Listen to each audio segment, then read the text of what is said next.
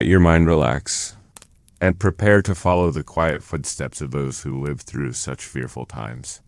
Imagine yourself among them, not as a king or noble, but as an ordinary person, moving carefully through streets heavy with dread. The world outside your door transformed. Yet still, the rhythm of life must continue, hour after hour. And now, let us begin. Chapter 1, you live in 1348. Bubonic terror on your street. The year is 1348. You live in a small, stone-built house along a narrow street in an English town.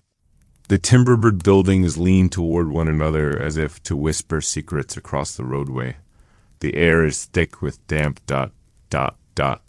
A faint tongue of wood smoke. The ever-present scent of earth and people and the beasts that share the streets. Life in this town is slow, predictable, a rhythm of seasons and toil. That rhythm has now been broken. You have heard of it, this terrible new sickness, carried in whispers along the trade roads. But now you see its signs with your own eyes. The bell ringer passes by in the early dawn, tolling once, twice.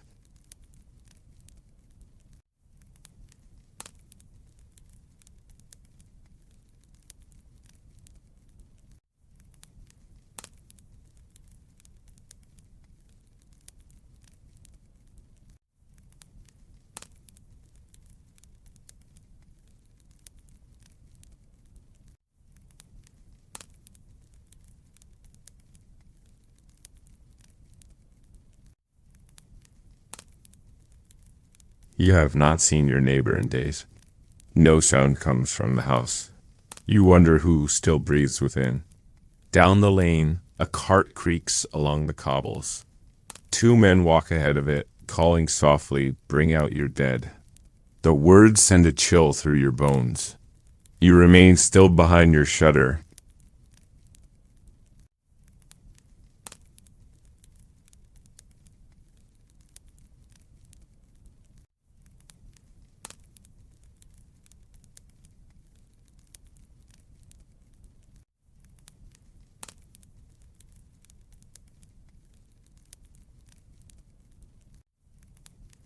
Once there was bustle here, vendors, farmers, townsfolk gossiping beneath the bright cloth canopies. Now the square feels deserted.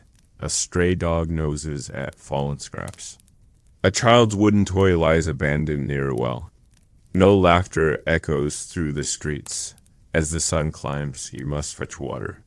It is not safe to wait until the crowds return if they do. At the well, a woman draws a heavy bucket. Her face is hidden beneath a rough cloth. She does not speak. You nod once, a silent acknowledgement, then lower your own rope. The crank groans softly. Drops of cool water spatter the stones. You pull the bucket free, careful not to meet the woman's gaze. Each errand is now a quiet ritual, quick, cautious, with as little contact as possible. At home, you tend the hearth. The small fire keeps the damp at bay. Dried herbs hang from the beams, sage, lavender, rosemary. Some say they will purify the air. Whether true or not, the scent brings small comfort. You boil water, add a pinch of herbs, sip slowly. Your thoughts drift to distant ports, to sailors bringing strange wares and stranger sickness. To the rats that scurry unseen beneath the floorboards. To the tiny biting fleas, said to carry death in their bellies. Evening falls. The sun dips below the rooftops, casting long shadows across empty streets. Candles flicker behind shuttered windows. From somewhere beyond, faint voices rise, a hymn thin with fear. You listen, heart heavy. Night brings no safety. You wrap yourself in wool and lie upon your simple bed. Sleep comes fitfully. Outside, the bell tolls once more, deep and slow. You awaken before dawn. The streets remain hushed. The death cart will soon pass again.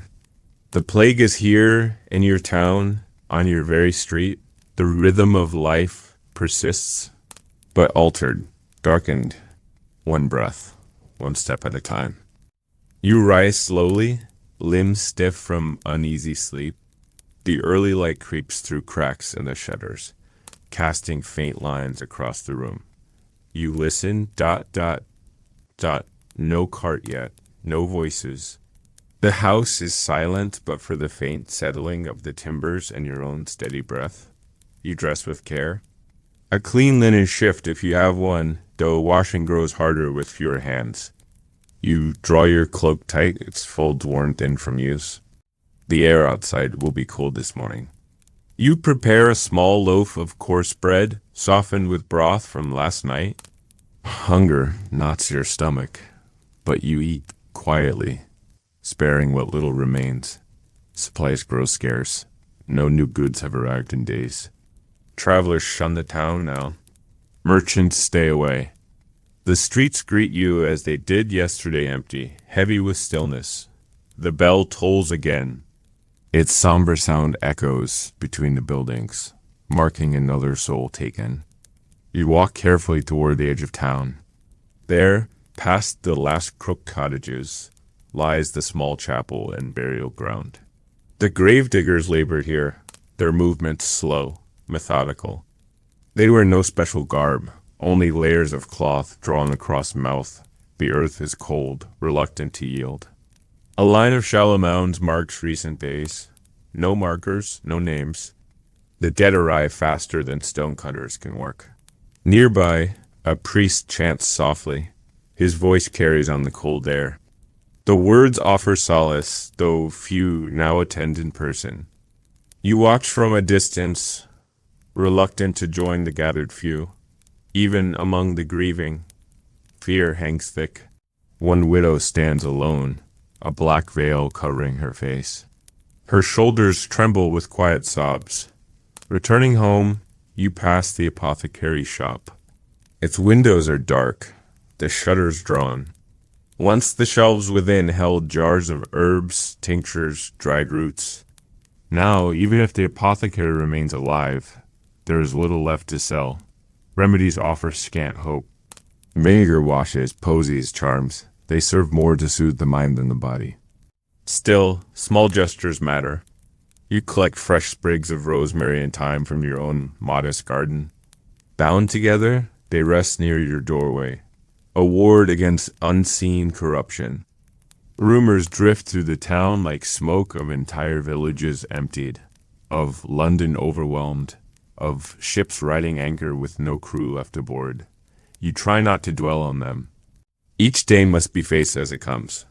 The weaving of cloth, the mending of garments, the tending of small tasks all continue, if only to preserve the shape of a normal life. By mid-afternoon, clouds gather. A chill wind stirs the streets. You hear the creak of the cart once more. The voices are fainter today, fewer living remain to answer. You watch from the shadows as the cart passes, its burden covered with coarse cloth. The sight brings a dull ache to your chest. Names you once knew, faces once familiar, gone without farewell. In the quiet that follows, you return indoors. The fire must be tended, the hearth kept warm. You sit near the flame, hands idle, gaze distant. The hours drift by, marked by the dimming of the light. Outside, the first drops of rain patter against the shutters.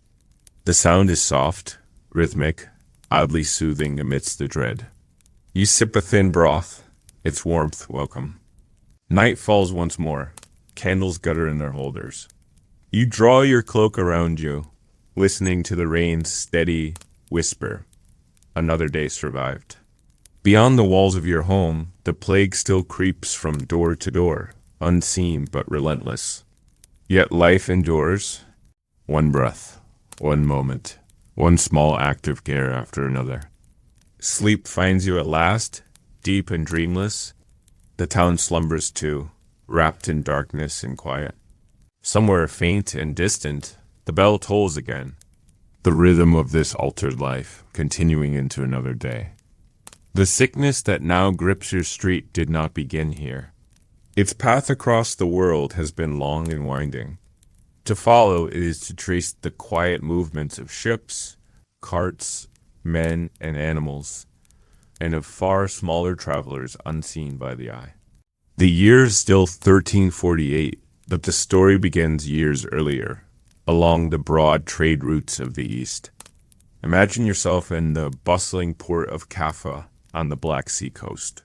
Here, merchants from Venice and Genoa come to buy spices, silk, and furs. Warehouses brim with goods. The air hums with voices in many tongues.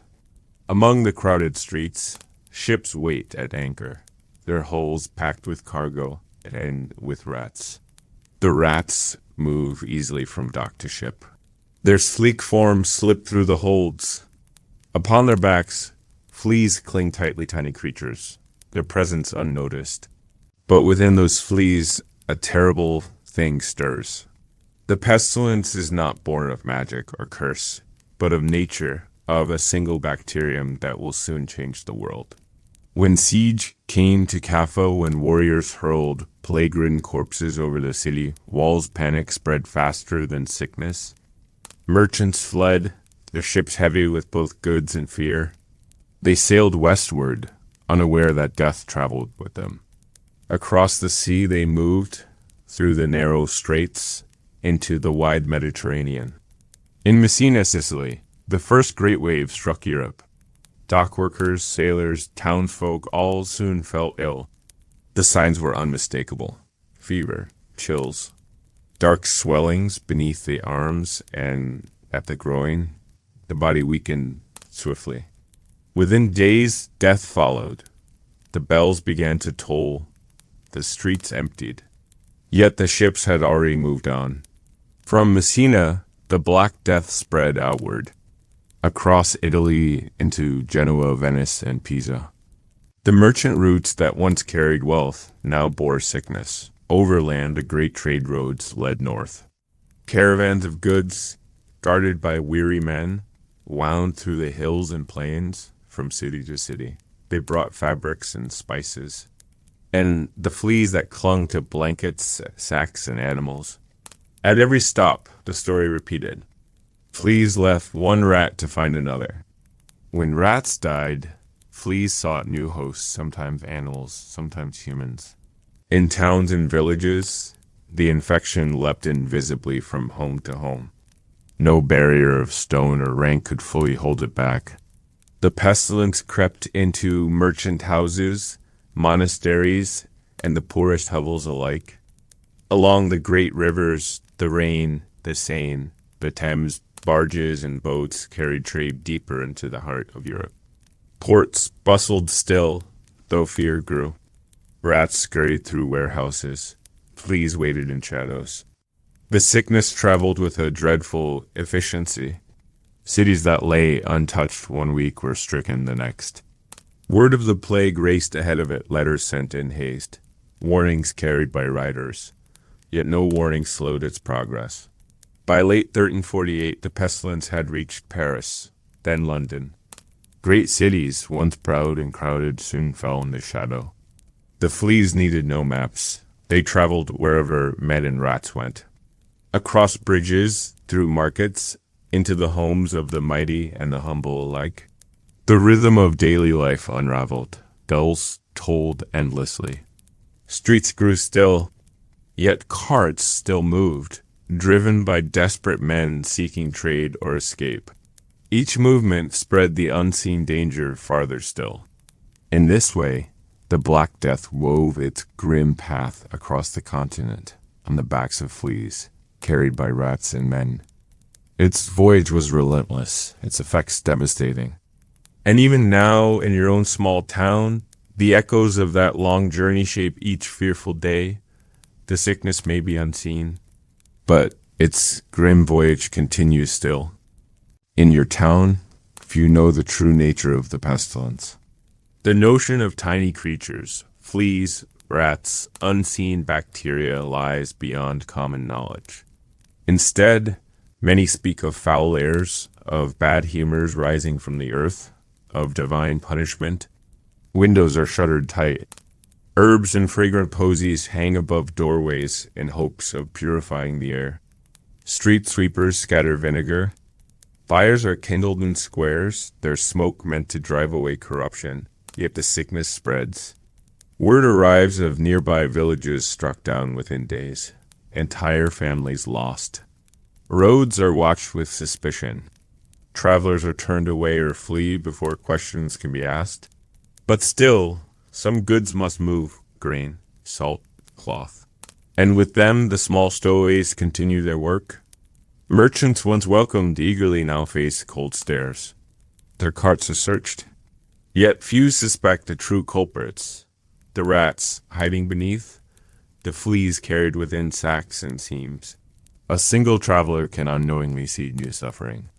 The roots that bind towns together, narrow roads through forest and field, have become veins through which the plague flows. Fleas survive for days upon horses, dogs, or the clothing of men. Even the mere passing of a cart can mark the start of fresh contagion. In larger cities, the network is full. The Thames bustles with barges, the Seine with flatboats. River trade links distant markets. Along these waters, sickness travels swiftly. Rats leap from boat to dock, unnoticed. The fleas require no invitation. Within days, another neighborhood falls ill. In the countryside, too, the plague finds its way. Farmsteads, once thought isolated, are not immune. Peddlers, monks, or fleeing townsfolk bring more than stories when they arrive. The unseen passengers on their person move quickly to new hosts. Rural life slows, fields lie untended. The rhythm of the seasons falters.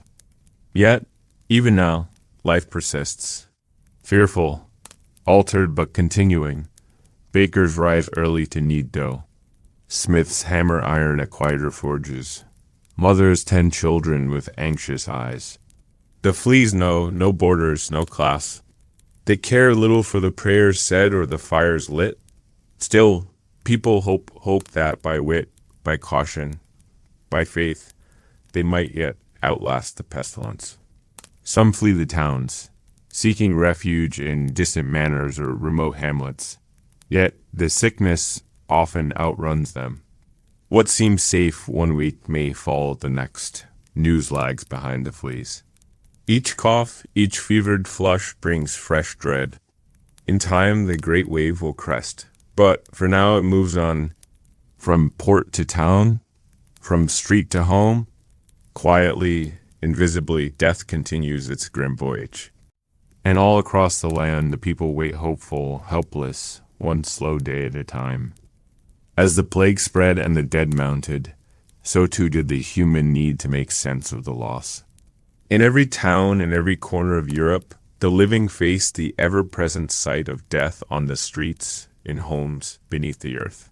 No household remained untouched. In such a world, where life could be snatched away without warning, people turned to what they knew: art, song, and story to give voice to their fear, to their grief, and in some strange way, to their endurance. Imagine yourself walking now through a church nave. The air inside is cool, scented faintly with incense and wax. The stone walls echo softly with your footfalls. Along those walls, paintings and carvings have begun to appear strange images at first glance. Figures of kings, popes, merchants, all holding hands or locked arm in arm, with pale skeletons. These scenes form a long procession, a dance, yet somber in tone. This is the Danse Macabre, the dance of death. Its imagery has taken hold across the land. In frescoes, in woodcuts, in sculpture, it reminds all who pass that death is the great equalizer. No rank, no riches can shield one from its embrace.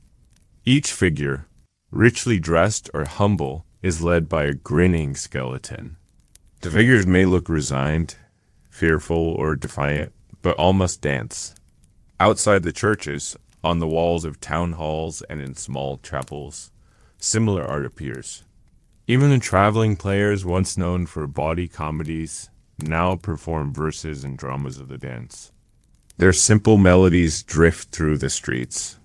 Children chant the words, half in play, half in earnest. The theme repeats. Death spares none. Songs too carry the mood of the time. You hear them at market or whispered by those gathered at the well. Laments for the lost, prayers for mercy. The melodies are plain, the words haunting. Some sing of the wheel of fortune, forever turning. Others of the narrow bed that awaits all men, the grave. These songs comfort and unsettle in equal measure.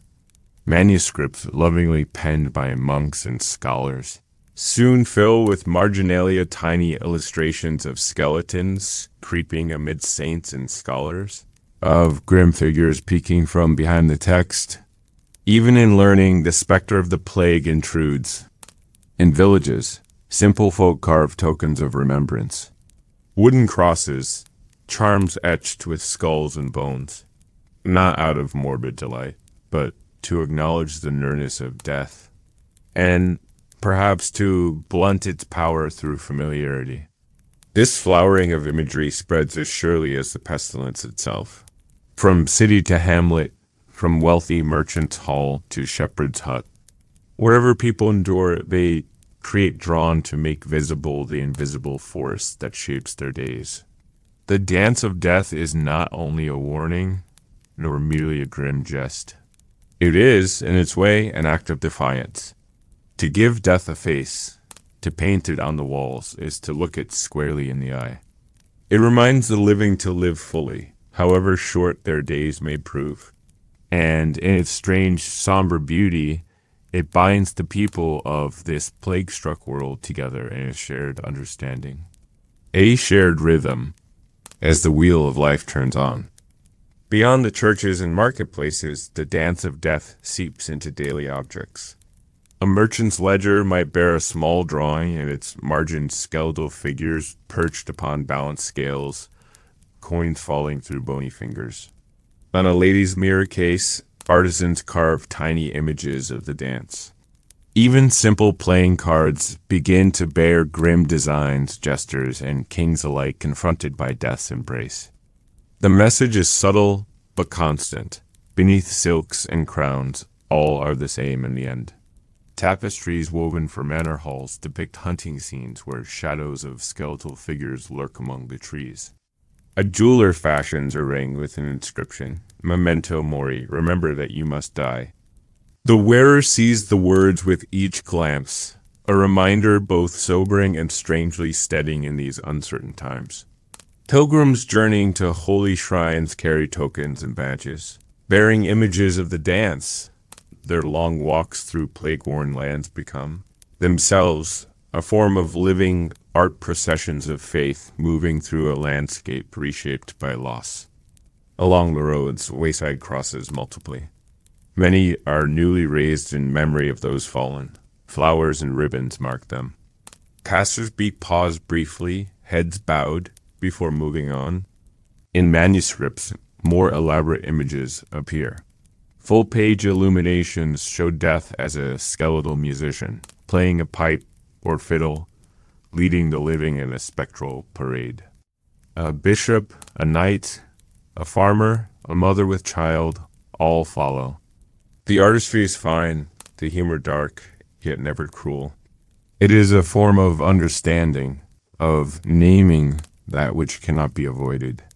Even in song, a weary kind of acceptance takes root. New verses emerge. In youth, in strength, in wisdom's height, none can flee the final night. Children skip to such tunes, their high voices a curious contrast to the weight of the words. To them, the dance is almost a game, a ritual that makes sense of the world they now inherit. Theaters, too, take up the theme. Plays once filled with tales of knights and lovers now give space to stories of mortality. Audiences watch as kings bargain with death, as fools jest in its face, as lovers are parted. The crowds respond with soft laughter, with sighs, with silence, for in every seat each soul knows the truth behind the tale. Thus, through brush and chisel, needle and lute, word and stage, the people of plague-struck lands shape a new art, a mirror to their times. It's not despair, though sorrow runs deep. Rather, it is a testament that in the face of unseen peril, humanity endures. They sing, they carve, they paint not to deny death, but to give it form, and in doing so, to reclaim a measure of life. The dance of death goes on across Europe, across generations, its rhythm echoing softly even now. Chapter 4. The Pope in Avignon. Isolation and power far from the smaller towns and villages struck by the plague. In the walled city of Avignon, life takes a different shape. Here, in the seat of papal power, the great stone palaces rise above the Rhine River. High towers and thick ramparts speak of authority and of separation. The Pope resides within, a man wrapped not only in rich robes, but in layers of isolation.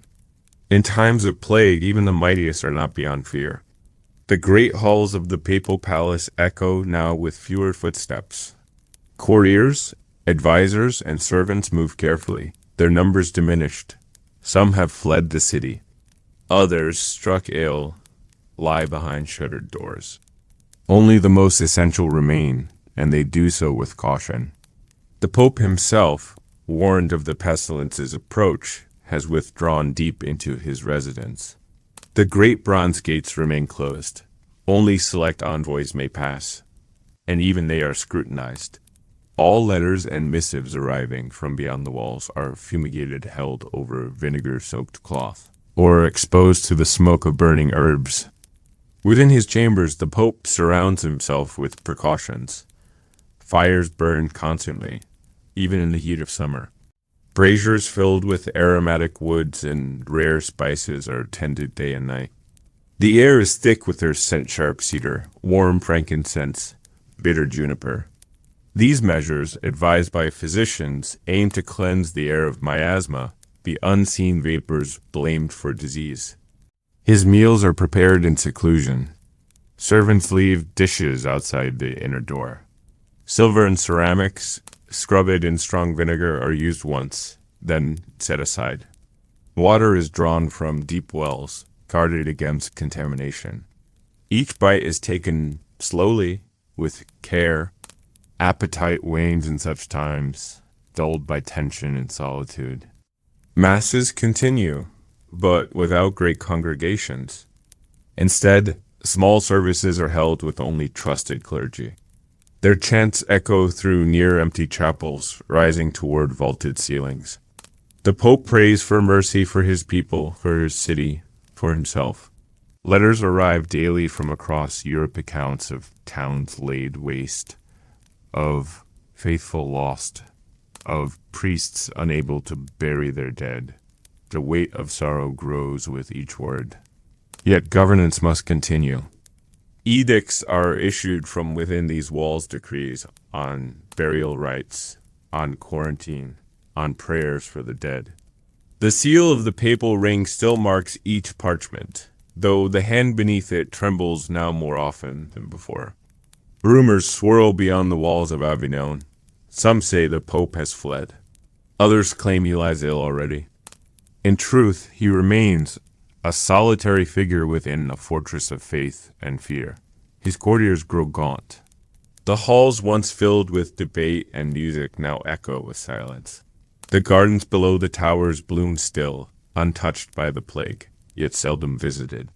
Through the high windows of his chamber, the Pope gazes upon the city. Smoke rises from many chimneys fires meant to purify the air. Streets once thronged with pilgrims now lie quiet. Bells toll daily. The rhythm of life outside these walls is altered, uncertain. Yet, power remains a lonely thing in such times. The Pope, though supreme in title, is bound by the same dread that grips all. No blessing, no gold, no armed guard can turn aside the unseen threat.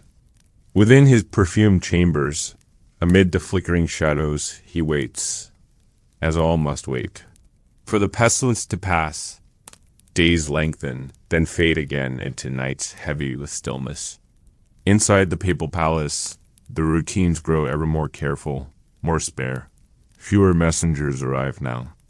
Many roads are unsafe or blocked entirely by fear. News comes slowly and always grim. Whole monasteries silent. Villages abandoned. Entire bishoprics without their shepherds.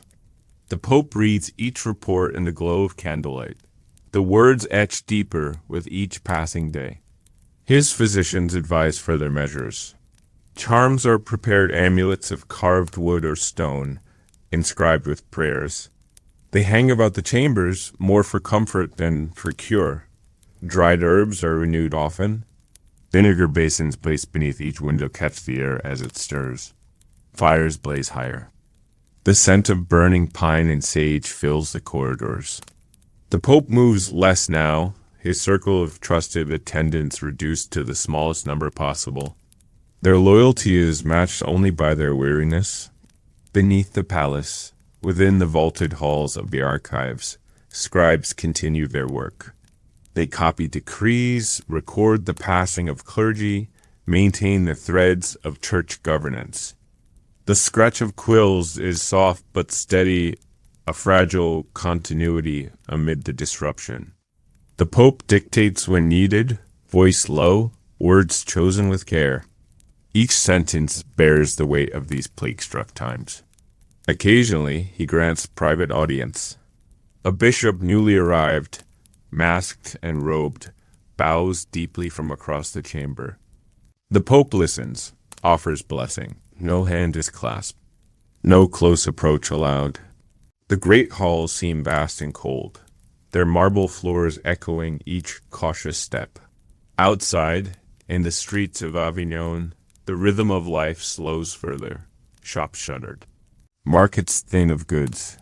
Processions of the faithful, once grand, now quiet and sparse.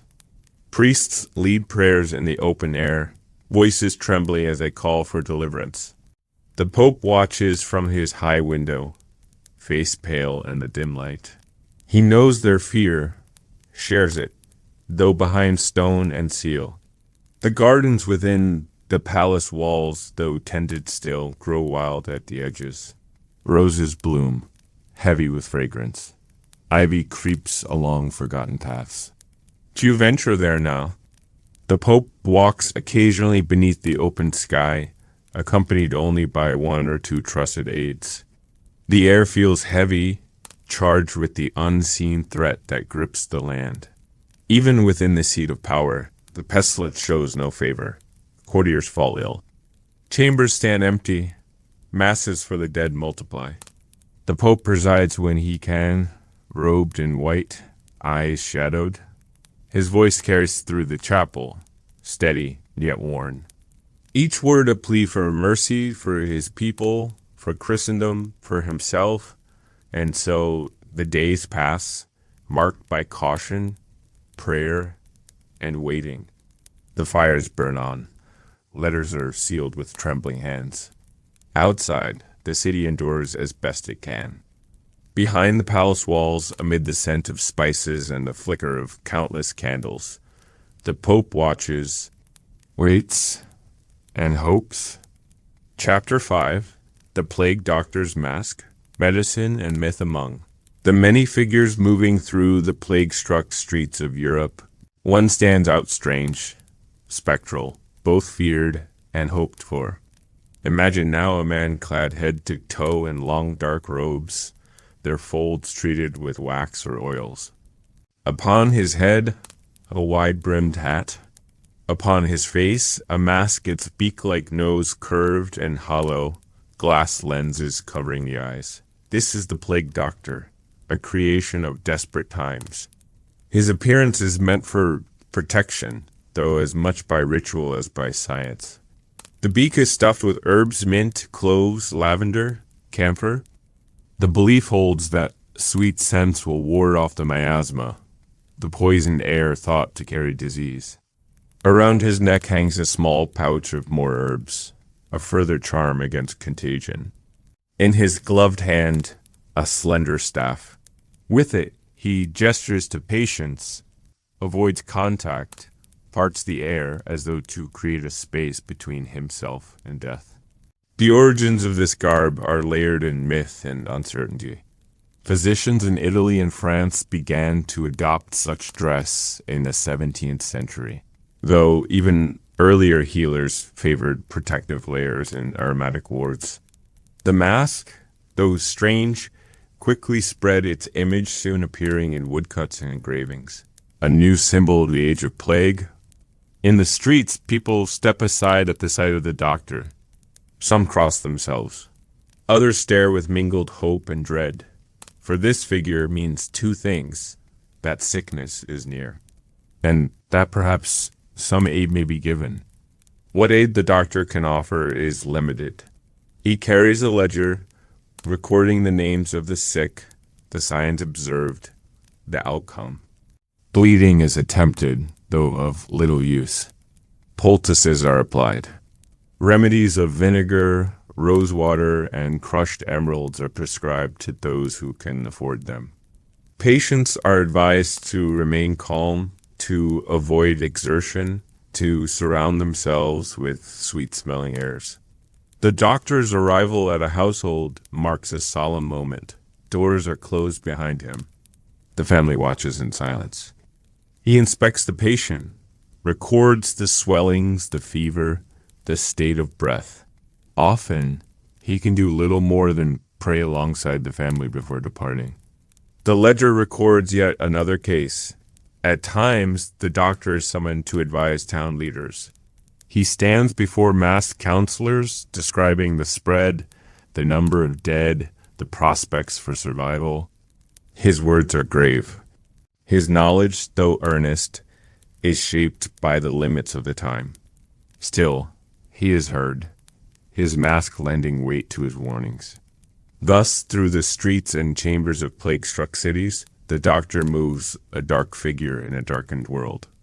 Part physician, part scribe, part ritual presence. His mask, strange and eerie, becomes a symbol of medicine, of the fragile line between life and death. Over time, the image of the plague doctor's mask spreads beyond the cities. Merchants sell small carvings of the beaked visage. Children, half in fear, half in curiosity, sketch the figure in chalk upon walls.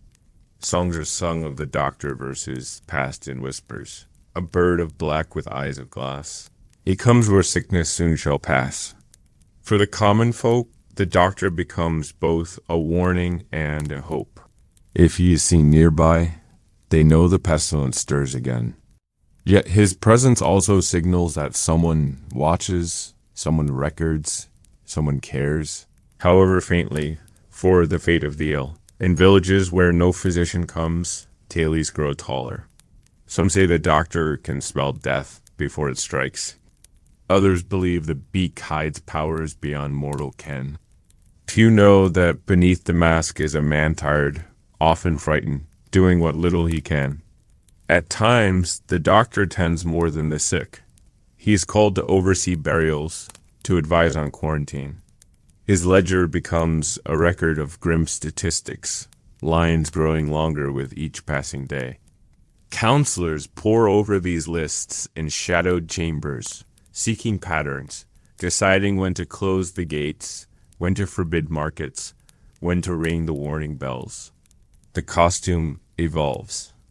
In some regions, the robes grow heavier, layers added for protection. In others, lighter fabrics prevail, meant more to comfort the fearful than to shield the wearer. Always the beak remains, a symbol now woven into the shared consciousness of plague time. Among physicians themselves, debate swirls. Some scoff at the mask's powers. Others insist upon its necessity. Still others, more practical, wear it as much to calm their own nerves as to shield from sickness. Regardless of belief, the figure persists. Artisans begin to depict the doctor alongside the dance of death. In woodcuts, he strides among kings and paupers alike, a reminder that even in learned garb, no one is immune. Manuscripts include him now in their margins, a strange, bird-faced sentinel watching over the grim proceedings of the age. And long after the plague wanes, the mask will remain in memory. Stories of the Beak Doctor will pass from one generation to the next. His strange silhouette, once a common sight in desperate streets, will echo in the art and lore of the centuries to follow. Thus moves the Plague Doctor, through halls of the mighty, through lanes of the poor, through the heavy air of a world reshaped by unseen forces.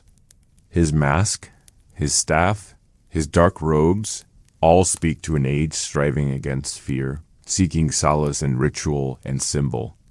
And still, as each dawn breaks anew, he walks on, through the fading shadows of plague-struck days. Chapter 6 by now, the pattern of plague is known. Town after town watches the pestilence arrive in grim procession. Walls and prayers cannot stop it.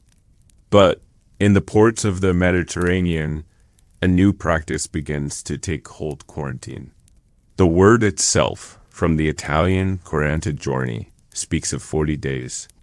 A period of waiting, of isolation, of uneasy hope. Imagine a ship arriving at the great harbor of Venice. Its sails furled, its decks still. The watchmen on the city's towers have already seen the vessel approach. Word spreads quickly. Is it safe? Does it carry death in its hold? A small boat rows out to meet the ship. From a cautious distance, the crew shouts their tale, no sickness aboard, or so they claim, but caution prevails. The ship is ordered to remain offshore, anchored in sight, but beyond reach. For 40 days it will wait, no cargo unloaded, no sailors allowed ashore. Supplies may be brought out, but with care. Barges row close, leaving food and water on floating rafts. Ropes and pulleys bring goods aboard. All contact is strained. Tentative, the sailors watch the distant city with longing. The city watches back with wary eyes. In this enforced stillness, time stretches. The ship becomes a world unto itself. Routine helps pass the days, scrubbing decks, mending sails, rationing food. Yet beneath each task lies a current of tension. Will illness break out among them? Has it already? Each cough, each flush of the skin draws worried glances. The captain records the health of his crew with scrupulous care. A single case may doom the voyage. On shore, similar scenes unfold. Travelers arriving by land are halted at the gates. Some are turned away entirely.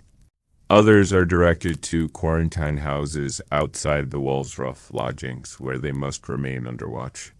Guards patrol nearby, keeping distance. Supplies are left at a marked point. No visitors, no escape for the quarantined. The days creep by. Meals are meager. News comes slowly, if at all. From windows, they watch the life of the town continue, altered though it is. Bells toll still. Smoke rises from chimneys. But for them, the world is narrowed to a single room, a single hope that this sickness will not find them here. The practice of quarantine spreads. Cities adopt ordinances. Ships from known plague ports face strict holds. In some places, the wait is extended to 50 days or even more. The rich attempt to buy leniency, but the wiser councils hold firm. Fear unites all ranks in this strange vigil. In monasteries and manor houses alike, similar precautions emerge. Guests are held at arm's length. Servants observe a period of waiting before resuming duties. Great households close their gates, their owners retreating deep within. The 40-day struggle is now part of the rhythm of plague life, a span of tension, of uncertain waiting, of quiet endurance. For many, the greatest hardship of quarantine is not the lack of comforts, but the silence. The absence of voices, of familiar footsteps, of daily routine. Days lose their shape. Hours drift together. The mind turns inward, weighed by solitude and fear. Some pace endlessly within their narrow confines. Others sit still, hands idle, thoughts circling. Even the steady rhythm of prayer can falter beneath such strain. Those confined aboard ship face a different isolation.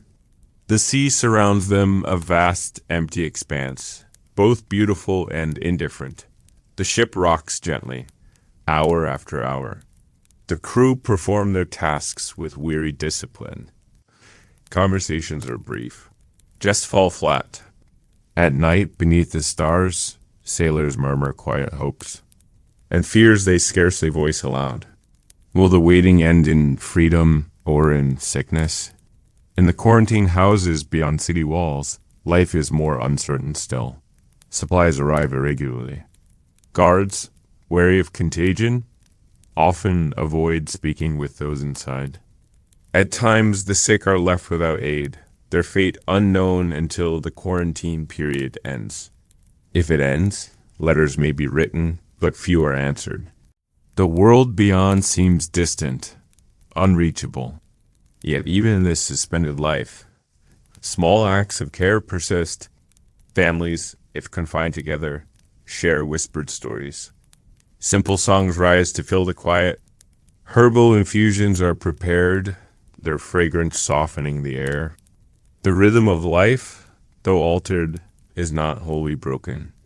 Within these fragile moments, hope endures.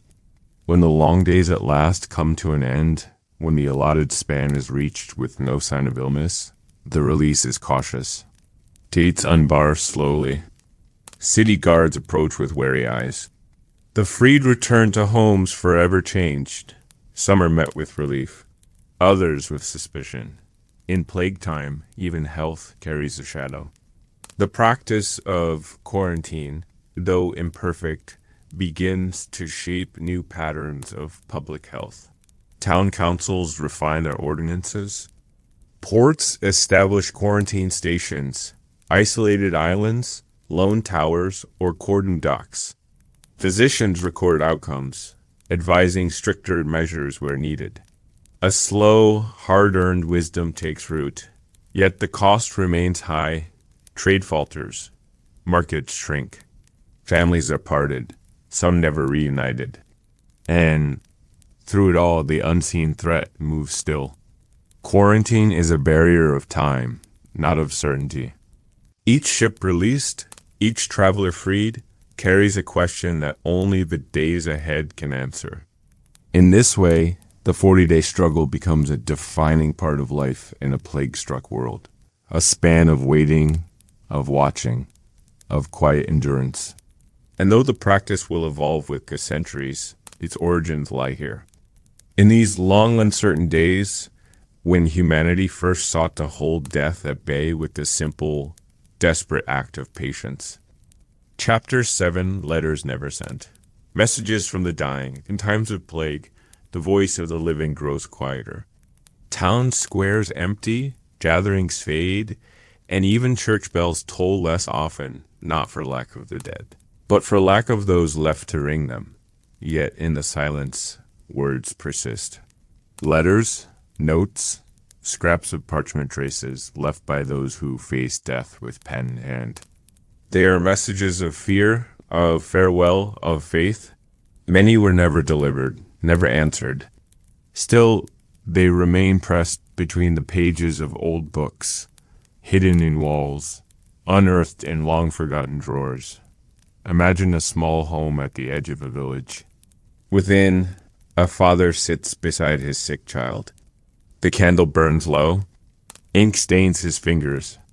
He writes not to seek help. Help is too far gone, but to speak one last time to the brother he hasn't seen in years. His letter is simple, a memory of their childhood, a quiet request for forgiveness, a hope that the child might be remembered. The words trail off gently. The paper is folded, sealed with care, and placed upon the table, but the roads are closed. The letter will not leave the house. Elsewhere, in a city grown quiet, a young woman writes in the margins of her prayer book. Her family sleeps fitfully, fevered. She no longer hopes to escape the sickness. Instead, she writes for herself, for the part of her that needs to be seen, even after the end. A few lines, written in trembling Latin, ask God for peace. She does not name herself. Yet her words endure, tucked between psalms, carried forward through time. These messages, private, unfinished, raw, form a shadowed chorus beneath the official records of plague. Historians find them folded into ledgers, tucked beneath floorboards, scribbled in the backs of almanacs. They tell stories untouched by decree or edict. One man begs his wife's forgiveness for bringing the sickness home. Another warns a friend not to return to the city. A child draws a picture crude, but clear of a home with empty windows and smoke rising from its roof. Not all letters are sad.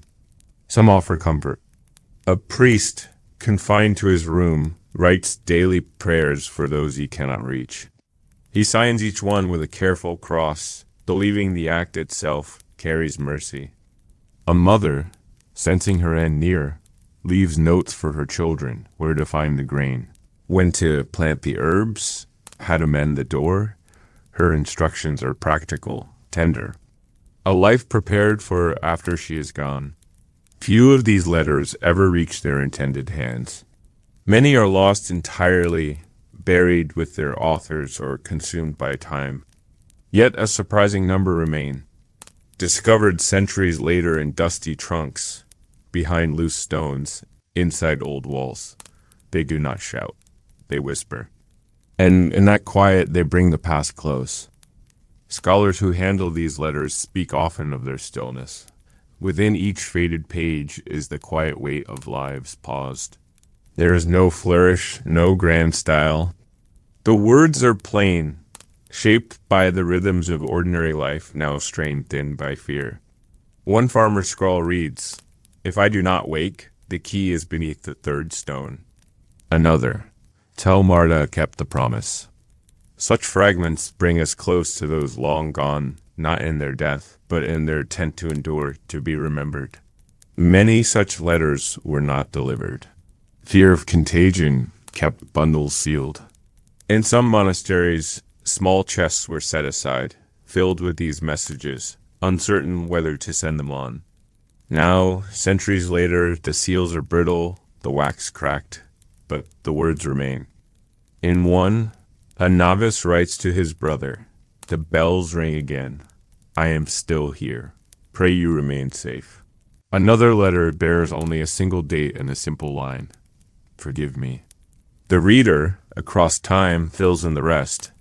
Some letters are more practical than poetic. Lists of tasks left unfinished. Instructions for those who might outlive the writer. The well needs stone. The bees must be moved come spring. Even in final hours, life's small details mattered. To write them was an act of care, hope that the world, wounded though it was, might yet continue. In cities, more letters appear at ledgers, on scraps of parchment pinned to doorways.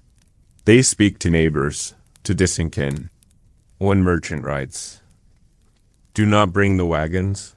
The quarter is closed. All is still." Another, unfinished, "If you find this house, know that we waited. The candles burned low." Among the most poignant are the interrupted notes. A sheet left mid-sentence, ink pooled where the pen slipped. One fragment reads, "Tell and no more." Was the writer overcome? Was the house entered by plague bearers? The silence that follows holds its own story. In rare moments, notes of comfort appear. A mother, knowing her fate, writes for her young child, "Be strong, my heart. The world will turn again." Her words were never sent, but later found folded in a child's blanket, tucked away with care. Even among scholars hardened by years of study, such messages leave a mark. They speak not of numbers or battles, but of humanity, of the shared need to speak, to be heard, even when no answer will come. Through these letters, the voices of plague-struck days rise softly again. They do not wail. They whisper, "I lived, I hoped, I was here." And in that soft refrain, the world they knew touches our own. Chapter 8. The Plague of Justinian. The pandemic that almost ended an empire long before the dark years of the Black Death. Century earlier, an even older pandemic swept through the heart of an empire. The year was 541 AD, and in the glittering city of Constantinople, the seat of the mighty Byzantine Empire, the first signs of sickness began to appear. At this time, the Eastern Roman Empire stood as a beacon of wealth and learning. Its streets bustled with merchants from distant lands. Its libraries brimmed with ancient texts. Its emperor Justinian ruled with grand ambition, seeking to restore the glory of Rome. But even the strength of emperors could not stand against what would soon unfold. The first cases came from the harbors. Grain ships arrived from Egypt, ships that carried not just their precious cargo, but also stowaways unseen. Among sacks of wheat, rats crept unnoticed, bringing with them fleas infected with a deadly pathogen. The sickness began quietly, but swiftly escalated. Dockworkers, merchants, sailors, one by one, they succumbed. Fever struck fast, both swollen, painful swellings in the groin and armpits appeared on the afflicted. Panic spread as swiftly as the disease itself. The great city soon fell into shadow. Constantinople, known for its lively forums, colorful processions, and the great Hagia Sophia, grew silent. Doors were bolted shut. Streets emptied. In wealthier districts, nobles retreated into their compounds. In the crowded tenements of the poor, families huddled together, praying in vain for deliverance. Emperor Justinian, alarmed, summoned his most learned physicians and clergy. Incense was burned in vast quantities. Prayers filled the air. But the sickness did not respect power nor piety. It crept into the palace itself. Justinian was struck with fever. For weeks, the fate of the empire hung in uncertainty. The emperor lay ill in his chambers, tended by few, while outside the walls, bodies accumulated faster than they could be buried. Each day, the death toll climbed higher. Some accounts claim that at the height of the plague, 10,000 souls perished each day within the city. The number is debated by historians, but the effect was clear. Constantinople was transformed. Gravediggers could no longer keep pace. Burial pits overflowed. Many dead were left in homes or stacked upon carts in the streets. The scent of death lingered in the air, carried by the wind through once proud avenues. Markets fell silent. Ships avoided the harbor. Diplomats sent no envoys. Fear of the pestilence paralyzed the empire's connections to the outside world. In the countryside, the plague spread along Roman roads, reaching distant provinces, Syria, Greece, Asia Minor, Italy. No region seemed spared. Entire villages emptied. Crops withered in fields untended. Armies found their ranks thin, not by battle, but by sickness. And yet, amid the terror, life stumbled forward. The fires in the great libraries still burned. Priests continued their rites. Some markets reopened in cautious steps. The wheel of empire, though slowed, did not stop entirely. And after weeks of fever, Justinian himself recovered. Weakened but alive, he resumed rule. Edicts were issued to provide for burial and to stabilize the shaken order of the city. But the scars remained.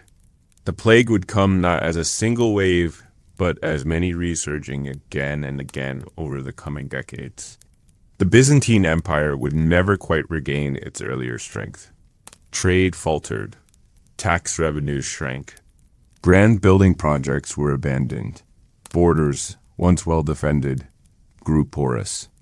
Across the empire, from the marble streets of Constantinople to the stone villages of Anatolia, the rhythm of life was forever changed. And in the quiet corners of the empire, people whispered of the pestilence that had nearly ended it all. Their words would echo through the ages, long before the later horrors of the Black Death. For in the days of Justinian, the world had glimpsed how even the mightiest of realms could be when faced with an enemy too small to see. Even as Justinian recovered and life began to stir once more in the streets of Constantinople, the plague was far from finished. What had started in the bustling port now seeped into every corner of the empire. Across the lands of Byzantium, from the deserts of Egypt to the forests of the Balkans, the sickness traveled in waves. It did not strike and vanish, but ebbed and returned again and again.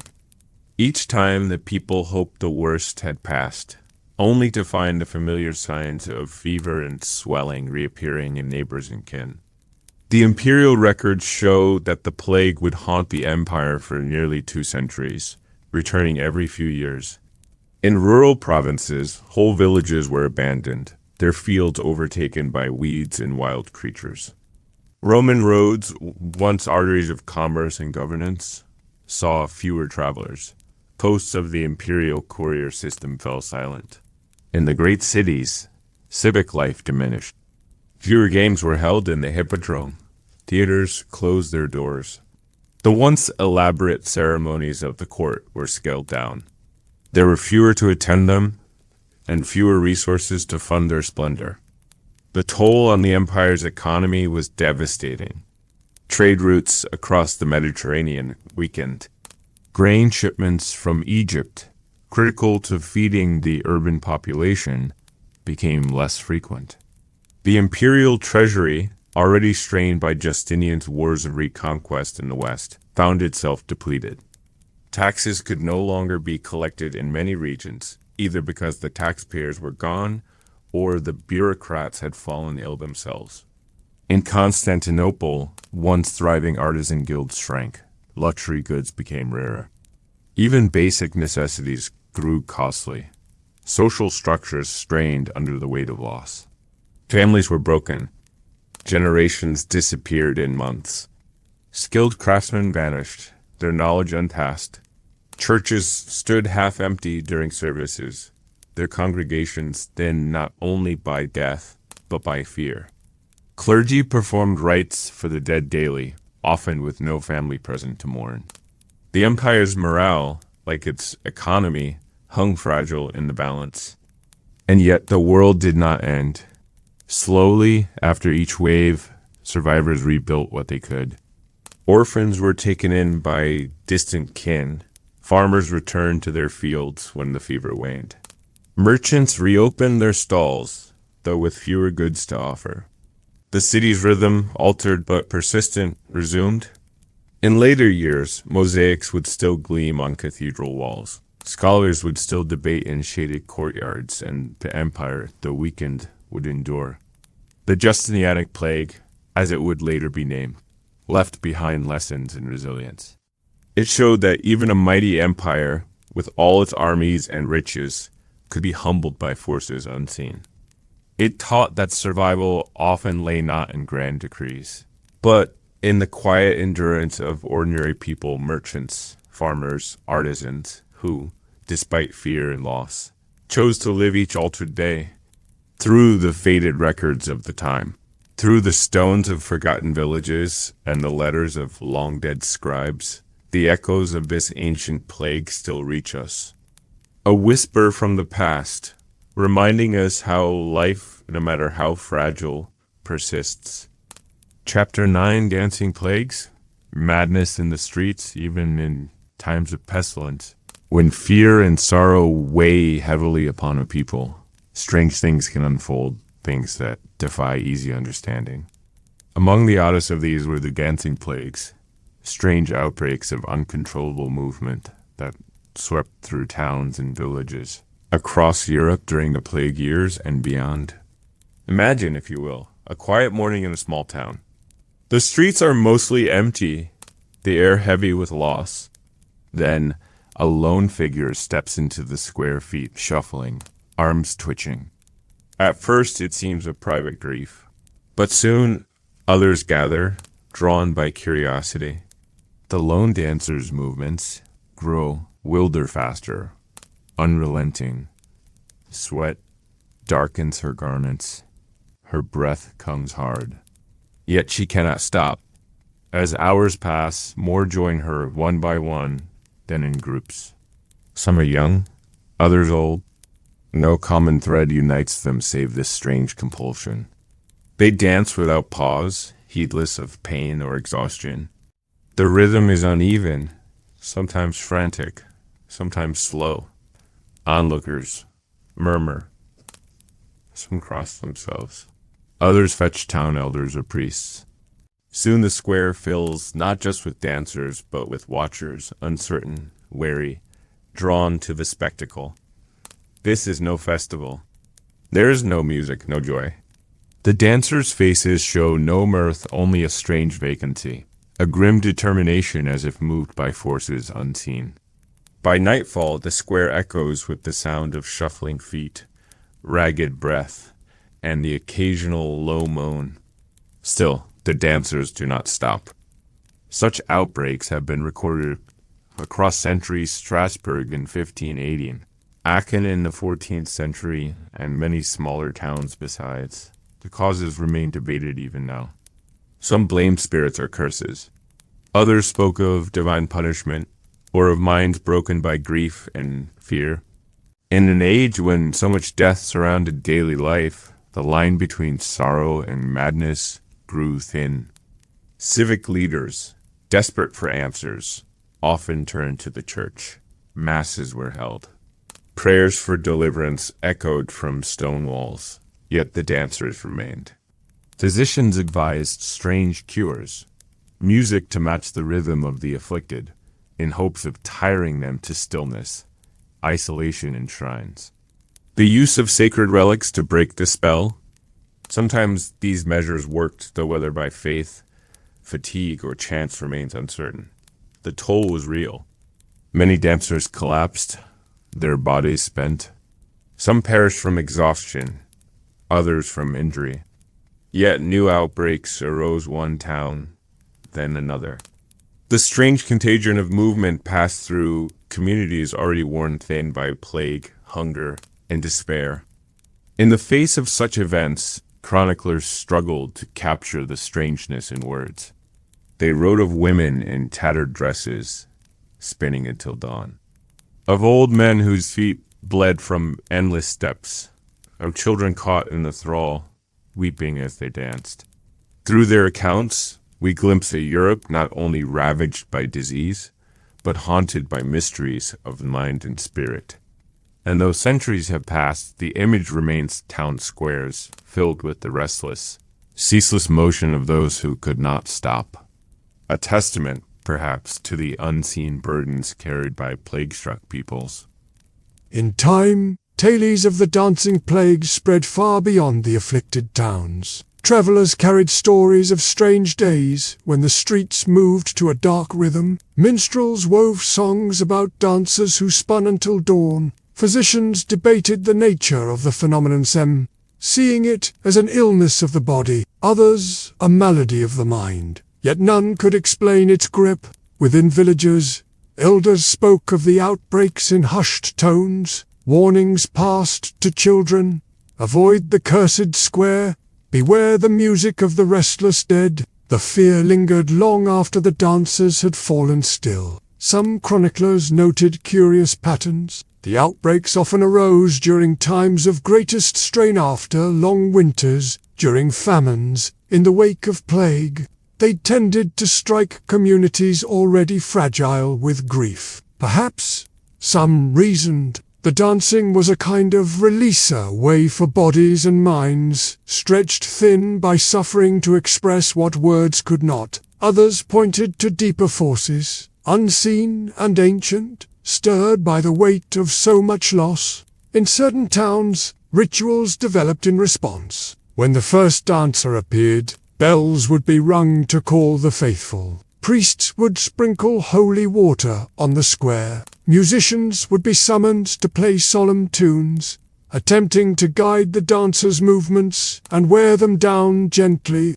In some cases, this worked. The afflicted, lulled by the music, slowed and collapsed into uneasy sleep. In others, no effort seemed to help. The dance would continue for days, until the bodies gave out. The townspeople watched with a mix of fear, pity, and grim fascination to see friends, neighbors, even kin caught in such a state unable to speak, unable to stop was a strange torment. Some would try to intervene, to restrain the dancers, but often found themselves pushed aside by forces greater than mere will. And always the question remained. Would the sickness spread? Was it safe to watch? Could one be drawn in by mere presence? Merchants avoided towns marked by the dance. Letters from such places often went unanswered. The afflicted, once recovered, if they recovered, were sometimes shunned, viewed as touched by something beyond understanding. They themselves often remembered little only the exhaustion that followed, the bruises and sores upon their feet, the fearful looks from those around them. Even in cities, untouched by the phenomenon, the tailies held power. Illustrations appeared in manuscripts, rows of thin figures spinning in eerie circles. Marginalia, in prayer books, depicted skeletal dancers moving among the living. The dance interred the shared imagery of plague times, joining the grim procession of symbols that filled the age. Bells, bones, the beaked doctor, and now the endless, haunted motion of those compelled to move. Modern scholars, with the benefit of centuries, still ponder these events.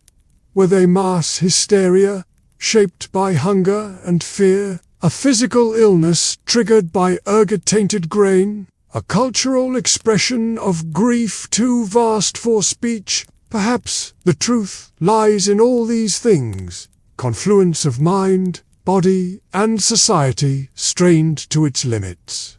What remains certain is this. In an era when death walked every street, when fear seeped into every home, the people of plague-struck Europe found themselves caught, sometimes literally, in strange rhythms not their own. And in the memory of those years, the image endures a town square, a crowd of figures spinning in the dim light, the echo of footsteps that could not be stilled. Chapter 10. The Smells of Death, Sent in the Plague Years, in the World of Plague. One sense lingered more than any other smell. Long after the carts had passed, after the bells had ceased, the air remained heavy with scents that spoke of sickness and sorrow. In crowded cities and small villages alike, the plague was first seen, then heard, but always smelled. The living grew acutely aware of the air they breathed, of what each faint trace might foretell. They feared the invisible vapors believed to spread disease, miasma, bad airs that crept through cracks and keyholes. To protect themselves, they fought scent with scent. Step now into a home in plague-struck London or Florence.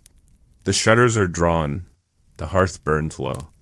Bundles of herbs hang in the rafters, lavender, rosemary, sage, sometimes rue or wormwood. Near doorways and windows, bowls of vinegar rest, their sharp tang rising.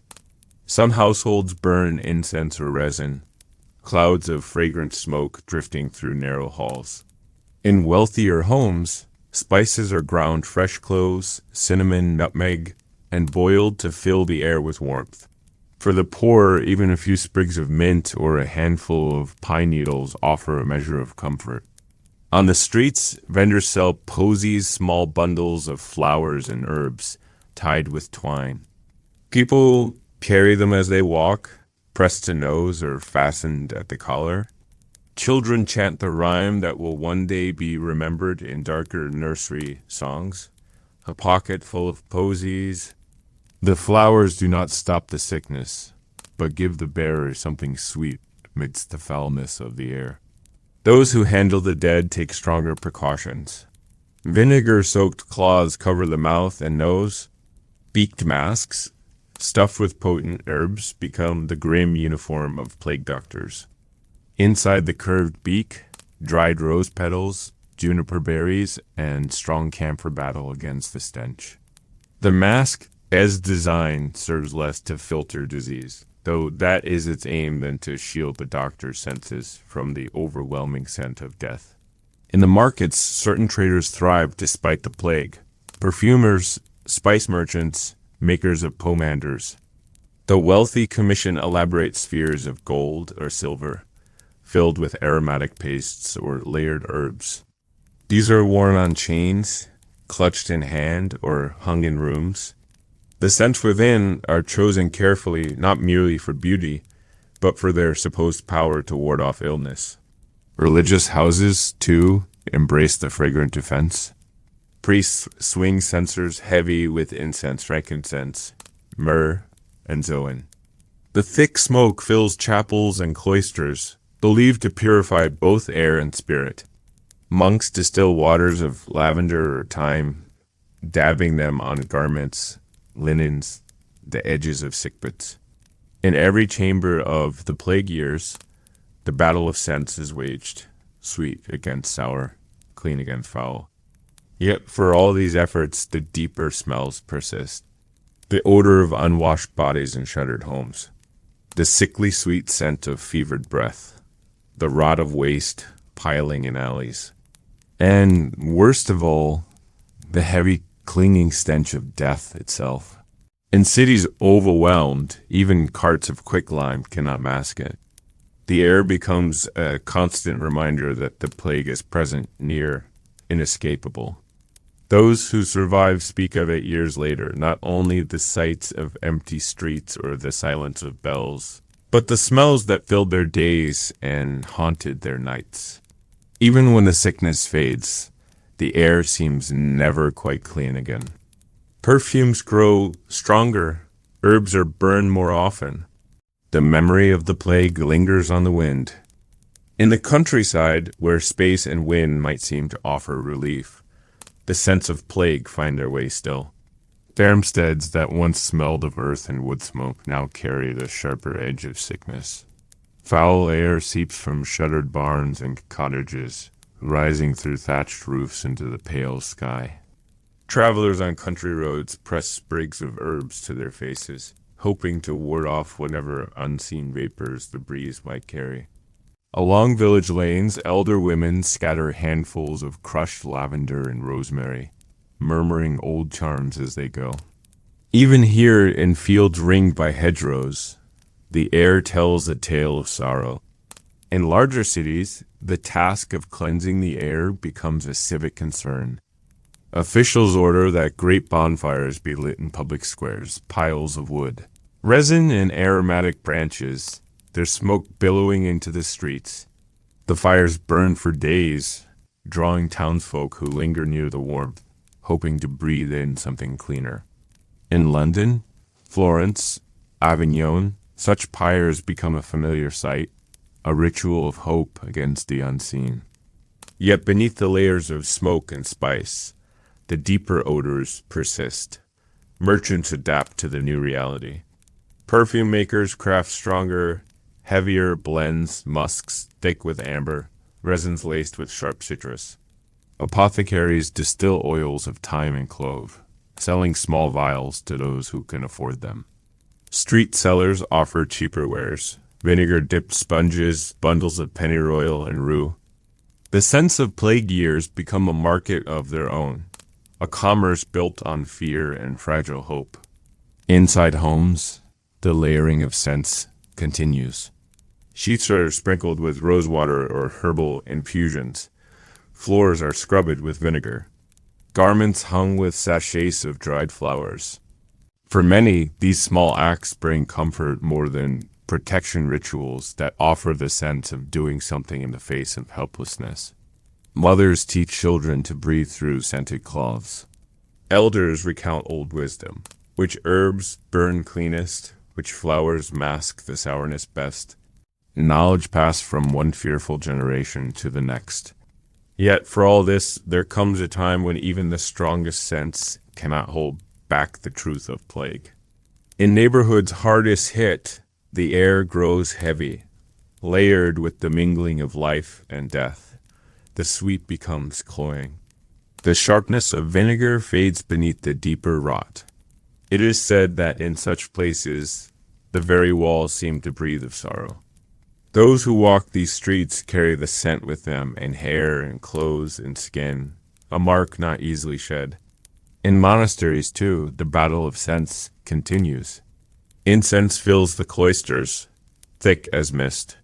Linen cloths steeped in lavender water are placed upon the faces of the dying. For those who tend them, the fragrance offers both shield and solace. The scent of lavender, long after, will remind many of whispered prayers in dim chambers, of hands folded in final rites. As the plague wanes, the city breathes again, streets are scrubbed, bonfires burn anew, this time in celebration of survival. Yet, even months later, the air holds echoes of that darker time. Travelers speak of it, a faint sourness that lingers in stone and timber, in earth and air. Perfumers and apothecaries continue to sell their wares, for the fear of return remains strong. New blends emerge, shaped by the memory of what has passed. The scents of the plague years become part of the culture woven into songs, into superstition, into the daily habits of a people forever altered. And so is that in the long shadow of pestilence, the world smells different. Each breath carries the weight of memory. A sprig of rosemary behind a door, a pomander worn upon the breast. The scent of incense rising through a quiet chapel. Markers not only of survival, but of remembrance. For in plague times, more than sight or sound, it is the air itself that holds the story of what was endured. Chapter 11. Children of the Plague. Growing up in a dying world, in the plague years, childhood was not spared. The sickness touched all ages, and even where young bodies survived, young minds carried its shadows. Imagine a child growing up in a town where bells tolled daily, where streets once filled with games now lie silent. The rhythms of life play, learning, the warmth of kin become strange and uneven. The world a child once knew is changed, and with it childhood itself. In the poorer quarters, children grow wary. They learn not to touch stray animals, not to enter certain alleys. They hear whispered warnings. Avoid the house with the red cross. Step aside from those who cough. Even play adapts. Simple games are altered to fit new fears. In London, children skip rope to rhymes of sickness. Ring a ring of roses. Their laughter, bright but brief, fades quickly into the hush of the streets. Many children lose siblings, parents, playmates. Some are left orphaned, taken in by a distant kin or by the church. Others wander, surviving as they can. Their faces grow thin, their eyes watchful. They become skilled at reading the signs of sickness, spots on the skin, a certain pallor, the heavy hush that falls over a home where fever strikes. In wealthier homes, children are kept inside. Nurses and tutors speak in lowered voices. Lessons continue, though often interrupted. Parents grow distant, preoccupied with loss or fear. The nursery, once a place of comfort, feels smaller with each passing day. Outside, the scent of burning herbs drifts through the shutters. At night, stories are told not of knights and fairies, but of saints who once braved plagues and lived. For many, the rituals of protection become second nature. A child may carry a small charm or a sachet of herbs, may pause at doorways to murmur a learned prayer. These acts bring small comfort, a way to grasp at control in a world that feels adrift. Some children grow solemn beyond their years. Others turn restless, their energy trapped within walls too long. In both cases, childhood bends to the weight of the time. Schooling, where it continues, is marked by absences. Teachers fall ill or flee, classmates vanish, their desks left empty. The old rhythms of learning chants, copying, recitation carry on, but thinner, quieter. Some children thrive in the new stillness, finding refuge in books. Others drift, their thoughts tangled in fear and uncertainty. Yet even in such days, play persists. A tossed pebble, a whispered dare, a game of hiding in the ruins of an abandoned house. Laughter still rises, quick and sharp, before giving way to caution. In moments of play, children reclaim a little of the life that was, a little hope that life may yet be again. In some places, children shape their own understanding of the plague through rhyme and ritual. They invent songs to explain what they see, verses about the red-marked doors, about the strange figures of plague doctors. Their games mimic the rhythms of the world around them. One group plays at carrying a cart through the street. Another imitates the bell ringer's solemn toll. These small acts, innocent and eerie, reveal a world where even the youngest cannot escape the shadow of sickness. Stories, too, change with the times.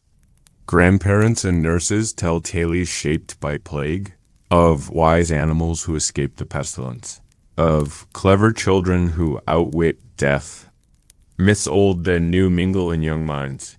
Ghost stories grow more common, whispered beneath blankets in shuttered rooms. The line between tale and truth blurs, fed by the strangeness of daily life. In the countryside, where the plague arrives more slowly, children watch as carts of goods are refused at village gates. They see travelers turned away, strangers feared. They learn to read these signs as easily as letters. A child may know that when the church bells toll at odd hours, new graves will be dug. They learn which herbs to gather for their mothers, which signs mark a sickly animal. When death comes close, children become both witnesses and participants. They help tend younger siblings, fetch water, run messages. Some watch as their homes are sealed. Others are sent away to distant relatives or into service in hopes of sparing them. These separations, though meant for protection, leave deep marks. Many children never return. Yet life, in its way, continues. The rhythm of days, light and dark, hunger and meal, work and rest, provides shape even in chaos. A child may watch the stars through a shuttered window, trace the cracks in a familiar wall, find comfort in a mother's voice or the steady presence of a neighbor. In these small things, normalcy persists. As the plague ebbs, children emerge into a changed world. Streets look different, quieter, familiar faces are missing. New rules govern markets and churches. But children, resilient and curious, adapt. They explore the gaps left behind, reclaim the spaces of their old games. Slowly, laughter returns, though often tinged with a new caution. Those who grow into adulthood in plague years carry its marks. Some become more solemn, others fiercely joyful. Many remain wary of crowds, attentive to the sense of the air, sensitive to signs of illness. And they pass these habits to their own children, stories, songs, small rituals of protection. Thus, the memory of plague lingers, shaped not only by those who wrote history, but by those who once played beneath its shadow. In this way, childhood in plague times is neither wholly lost nor untouched. It bends, it adapts, it endures. Through games, through story, through the quiet resilience of young hearts, life goes on. Chapter 12, Segment 1, Witch Hunts and Scapegoats in Times of Plague. When reason falters and fear rises, the mind seeks answers, often in the wrong places. Across Europe, as sickness spread and bodies filled the graves, many asked, why had this happened? Who had brought such misery upon the land? When no clear answer came, suspicion turned outward. Blame found easy targets in strangers, in the poor, and the powerless. And so began the witch hunts and scapegoating of the plague years. It often started with a whisper. In a village struck suddenly by sickness, someone would recall a strange glance, a bitter word. Perhaps an old woman, long known for her herbs and solitary ways, was seen gathering roots at dusk. Perhaps a traveler passed through days before the first fever appeared. Fear twisted such memories into certainty. The sickness was no accident. The people believed it had been called, summoned by ill will. Authorities, desperate for control, sometimes encouraged these suspicions. Better to blame a person and admit helplessness. Trials were held. Accusations flew. Often those accused were midwives, herbalists, or the simply unfortunate, those whose looks or habits marked them as different. Under torture or threat, confessions were wrung, though truth mattered little. Once named, a supposed witch rarely escaped her fate. Not only individuals suffered, whole groups became scapegoats. Jewish communities across Europe, already marginalized, faced deadly suspicion. Rumors spread that they had poisoned wells or cursed the land. In Strasbourg, Basel, and elsewhere, these lies sparked violent pogroms. Entire neighborhoods were burned. Men, women, and children were driven from their homes, killed, or forced to flee. Their deaths, like those of plague victims, were another tragedy born of fear. In towns and cities, strange rituals appeared. Effigies of witches were burned in public squares. Charms against curses were sold in markets. Some carried iron nails or rowan branches believed to ward off evil. Crosses were carved into doorways, protective symbols chalked on walls. Beneath the surface of these acts lay a deep dread that the plague was no natural thing, but a curse sent by human malice. Clergy warned against such beliefs, yet even they were not immune. In sermons, some spoke of God's punishment, of hidden sin bringing ruin. The line between divine wrath and human agency blurred. In smaller villages, mobs formed quickly, fueled by grief and terror. A sick child, a failed crop, a whispered rumor, any could spark accusations. Thus, alongside the toll of the sickness itself, a quieter, crueler plague spread, one of suspicion, violence, and broken trust. Communities already strained by loss turned inward, turning against their own. The scars left by these acts would linger long after the fever waned. In the countryside, fear bred older superstitions.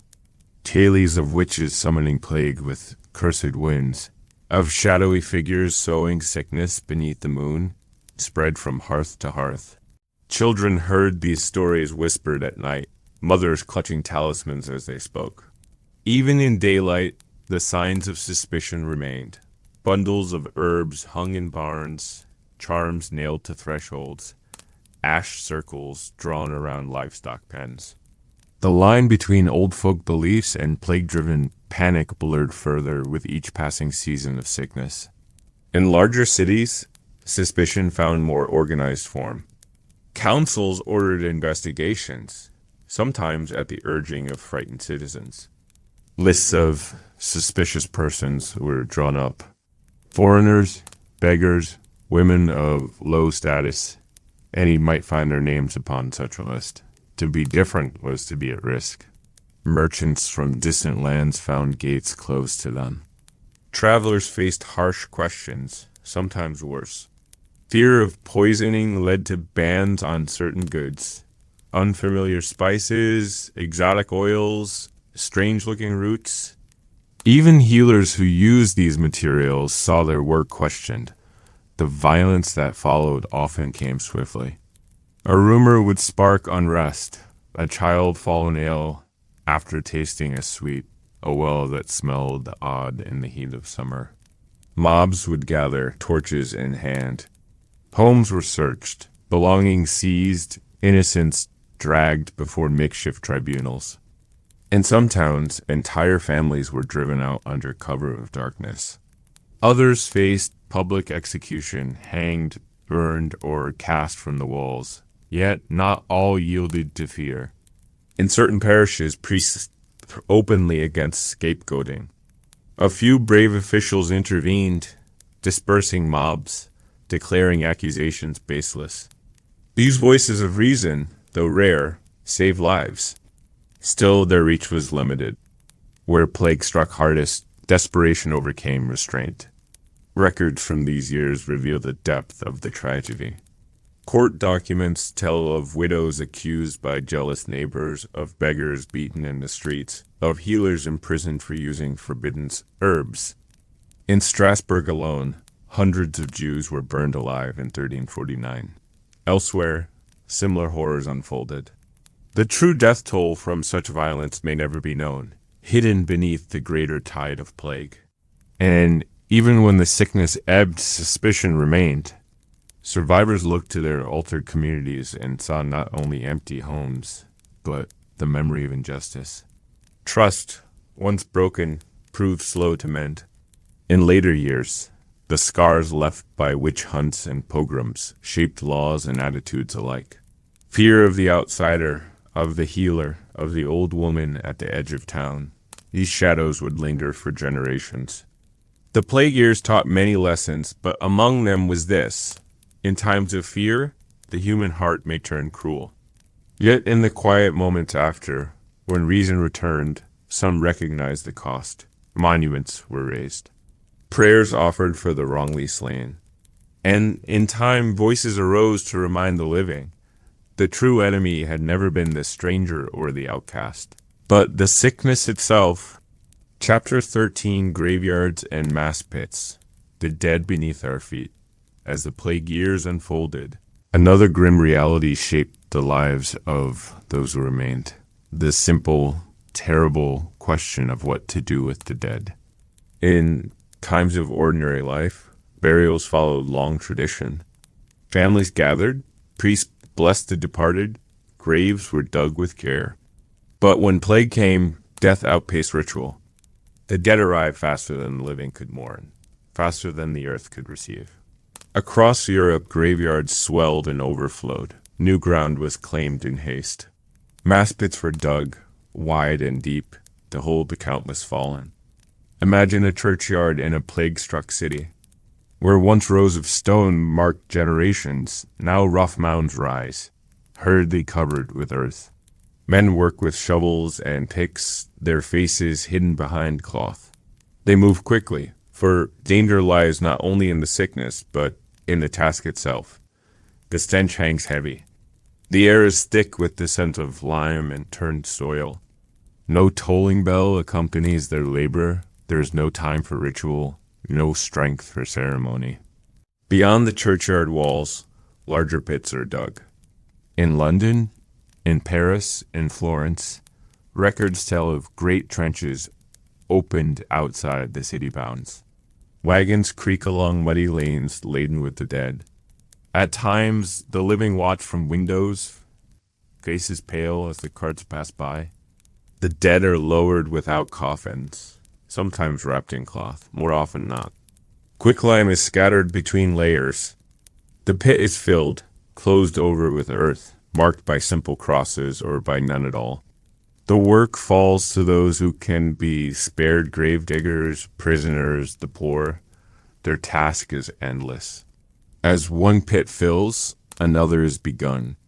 The sounds of digging and cartwheels echo through the dim streets. For those tasked with this grim labor, the work is more than exhausting. It is dangerous. Many sicken in turn, their names soon added to the rolls of the dead. Yet still the work must go on. Families do what they can. Some manage brief farewells, a hurried prayer, a token placed with the departed. Others can only watch from afar as loved ones are carried away. In many places it becomes unsafe to enter the graveyards at all. The earth, turned and retuned, cannot hold back the scent of decay. Flies gather in clouds. The ground sinks unevenly. Even the bravest hesitate to walk those paths. With time, records of who lay where fade. The mass pits remain, but their names are lost. In later years, when survivors tell of the plague, they speak often of the graves, the endless pits, the hurried burials. The strange quiet that settled over once hallowed ground. They remember not only the fear of sickness, but the sorrow of loss without remembrance. And beneath the feet of future generations, the dead of the plague remain. In fields now green, in courtyards paved with stone, in quiet gardens, the earth still holds their memory. As years passed and plague waves ebbed, the presence of the mass graves remained a silent testament. In some places, overgrown mounds stood at the edges of town, marked only by weathered boards or crude stone. In others, life crept back over the earth. Markets resumed near old trench sites. Gardens were planted where fields of death once lay. Yet beneath the soil, the dead remained thousands upon thousands, uncounted, unseen, but not forgotten. The living could not help but feel their presence. Children were warned not to dig too deep in certain places. Builders avoided ground that had once held plague pits. Stories circulated of restless spirits, of dreams disturbed by the nearness of so many lost. In some cities, when foundations for new walls or churches were laid, old bones came to light. Workers paused, whispered prayers, and carefully covered them once more. Even centuries later, the earth would occasionally reveal its grim layers. Skulls, ribs, fragments of cloth, reminders of a time when death walked openly in the streets. In church records, entries from the plague years stand apart. Pages once filled with baptisms and marriages are interrupted by stark lists, names hastily recorded. Entire households marked with a single grim note, perished of the pestilence. Often, the names cease entirely once the pits began to fill too quickly. No one remained to record the fallen. The records themselves grew thin, their ink faded by sorrow. Among survivors, memories of the graves became part of collective story. Elders would recount to younger generations the days of constant carts, the scent of earth and lime, the silence of interrupted rites. They spoke of friends lost without farewell, of fields turned to graves overnight. Such stories shaped the way communities thought of life and death, of memory and place. In some towns, after the plague waned, efforts were made to consecrate the mass graves. Priests led quiet processions. Candles were lit, stones were placed to mark the ground. Yet often these acts were small, hurried resources were thin, the living still wary of plague's return. And so many graves remained unmarked, known only to those who remembered. Even in the modern age, their presence lingers. In London, during new building projects, workers have uncovered ancient plague pits, skeletons still arrayed, as they were hurriedly laid centuries ago. In France, in Italy, in countless quiet churchyards, the earth holds the same secrets. Archaeologists handle such remains with care, their voices low, knowing the weight of what they uncover. The graveyards and pits of the plague are not merely places of death, but of history. They speak of human frailty, of fear and hope, of the struggle to honor life when death comes too swiftly. They remind us that beneath the feet of the present, the sorrows of the past endure woven into the very soil of the world. And though no stone may bear their names, the dead of those dark years are remembered still, in story and song, in the rhythm of the places where they once walked. Chapter 14, Segment 1, How Pandemics Changed the World. Calm and immersive. When the plague first swept across Europe, few imagined the world would ever be the same. Survival was the focus, daily life reduced to caution, prayer, and endurance. But in the years and decades that followed, as the sickness ebbed and returned in waves, the deeper impact of those dark years began to emerge. Plagues do not simply take lives. They reshape societies. The rhythms of work, faith, learning, and power all shifted beneath the weight of so much loss. The old ways of the world would not return unchanged. Consider the simplest fact: with so many dead, fewer remain to work the fields, to tend flocks, to build and weave. In many places, the land itself seemed to pause fields left unplanted. Workshops silent, but necessity is a force of its own. Landowners, desperate for hands, began to offer better terms to peasants and laborers. The old bonds of feudal obligation loosened. Wages rose, freedoms expanded. The rigid social order of medieval Europe began to crack, not from revolution, but from sheer need. In the towns, too, change took root. Guilds that had lost many members opened their ranks. Women, often excluded before, took on new roles in trade and craft. A widow who had learned her husband's trade during the plague might continue it after. Young apprentices rose swiftly to master's rank. The old hierarchies of skill gave way to new fluidity. Faith, too, shifted. Many clergy had perished, leaving parishes untended. In their absence, lay people took on greater roles, leading prayers, maintaining shrines, keeping the rhythms of worship alive. The idea that sacred duty belonged only to the ordained weakened.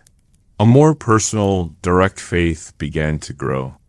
At the same time, the failure of prayers to halt the plague led some to question old beliefs. Movements for reform and renewal found fertile ground in this shaken landscape. In the realm of learning, a similar shift unfolded. Universities had emptied, libraries grown quiet.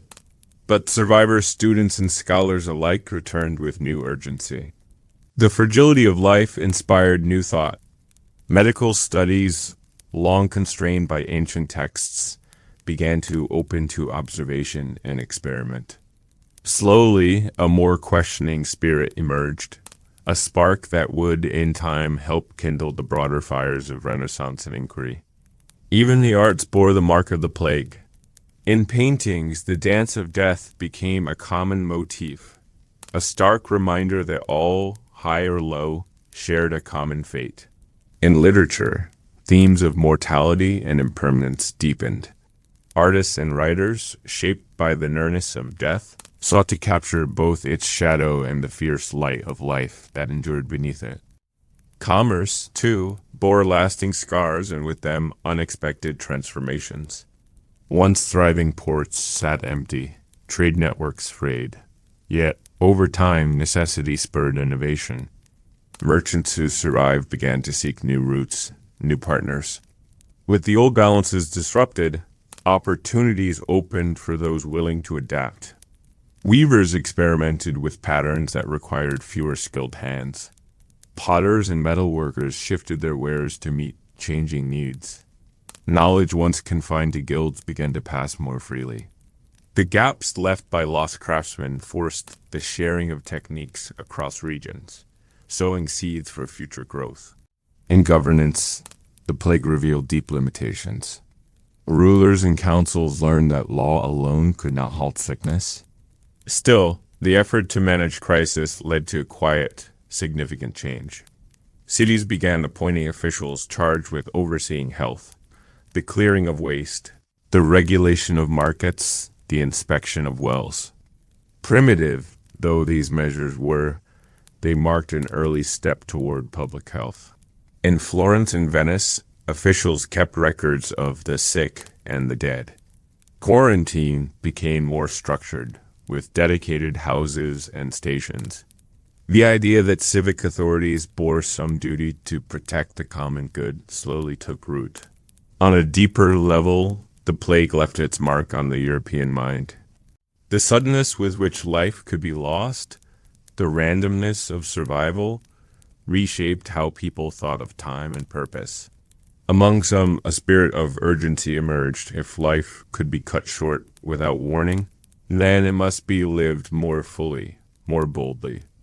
Among others, the nearness of death fostered reflection, deeper piety, and intensified preparation for the hereafter. Art and literature carried these shifts. Paintings dwelt more openly on mortality, yet also on the vitality of life. Writers explored themes of impermanence and resilience. The dance of death remained a potent image, not only a grim reminder, but a reflection on the shared fate of all. The boundaries between sacred and secular thought began to blur, a subtle movement that would, in time, help fuel the Renaissance. The human landscape of Europe altered too. With so many lives lost, land ownership changed hands. Peasants negotiated better terms. Some rose to positions once beyond their reach. Younger heirs came to power earlier than expected, bringing new ideas. The rigid social order of feudal Europe loosened, not swiftly, not without resistance, but measurably. Nobility increased, slowly eroding centuries-old hierarchies. Even in the rhythms of daily life, change was felt. Streets in once crowded towns seemed wider, quieter, fewer bells tolled for weddings, more for remembrance. Guild rolls thinned. Church pews sat empty in once busy parishes. Survivors carried habits shaped by plague and eye for signs of illness.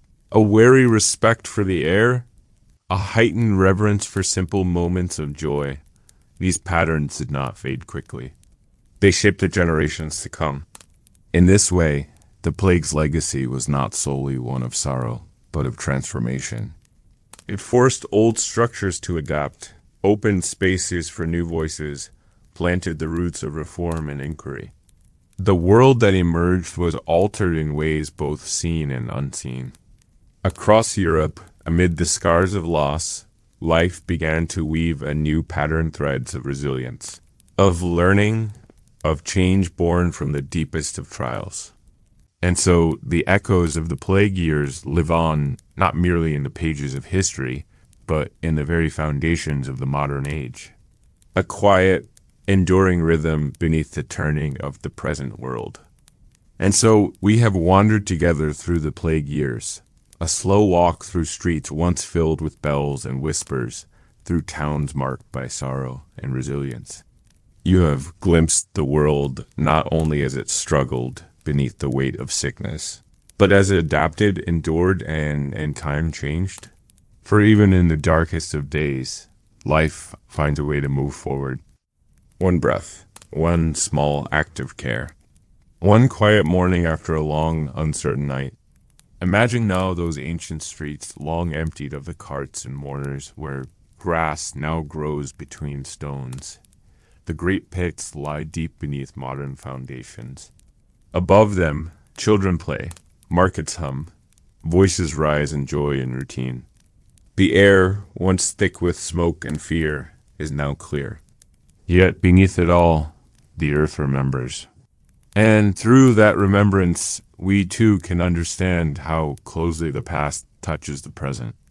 The lives we trace tonight were not only shaped by plague, but by humanity's response to it, acts of kindness amid fear, rituals of comfort in times of chaos.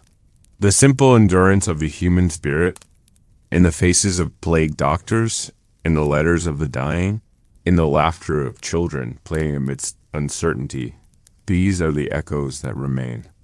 They remind us that while sickness may come and sorrow with it, so too does the strength to persevere. As you lie here now, safe and warm, far from the reach of those ancient illnesses, know that such strength is part of our shared story. The rhythms of life persist, seasons turn, bells ring not in mourning but in welcome. The great cycles of history carry us onward. Let your breath slow now in gentle rhythm. Imagine the soft hush of a city at rest, the streets empty beneath moonlight, the distant sound of water lapping at quiet docks, the walls of ancient churches standing still, their stones warmed by the day's sun. Within shuttered rooms, families sleep peacefully at last. The air is cool and sweet, the past a soft whisper beneath the present calm. In these quiet hours, the lessons of history drift gently through the mind, not in fear, but in understanding. What has been endured, what has been learned, carries forward into each new dawn. The lives of those who came before are not lost, but woven into the fabric of our own days. Each moment of peace, each breath is part of that long, unbroken thread. And as you rest now, wrapped in comfort, far from the tolling bells of plague-struck streets, know that this too is history. The quiet moment, the safe place, the gentle breath in the darkness. Let it carry you into sleep, soft and deep. The world turns. The past fades softly into shadow. All is calm. All is well. And so we have wandered together through the plague years, a slow walk through streets once filled with bells and whispers, through towns marked by sorrow and resilience. You have glimpsed the world not only as it struggled beneath the weight of sickness, but as it adapted, endured, and time changed. For even in the darkest of days, life finds a way to move forward. One breath, one small act of care, one quiet morning after a long, uncertain night. Imagine now those ancient streets long emptied of the carts and mourners where grass now grows between stones. The great pits lie deep beneath modern foundations. Above them, children play, markets hum, voices rise in joy and routine. The air, once thick with smoke and fear, is now clear. Yet beneath it all, the earth remembers. And through that remembrance, we too can understand how closely the past touches the present. The lives we trace tonight were not only shaped by plague, but by humanity's response to it, acts of kindness amid fear, rituals of comfort in times of chaos. The simple endurance of the human spirit, in the faces of plague doctors, in the letters of the dying, in the laughter of children playing amidst uncertainty, these are the echoes that remain. They remind us that while sickness may come and sorrow with it, so too does the strength to persevere. As you lie here now, safe and warm, far from the reach of those ancient illnesses, know that such strength is part of our shared story. The rhythms of life persist, seasons turn, bells ring not in mourning but in welcome.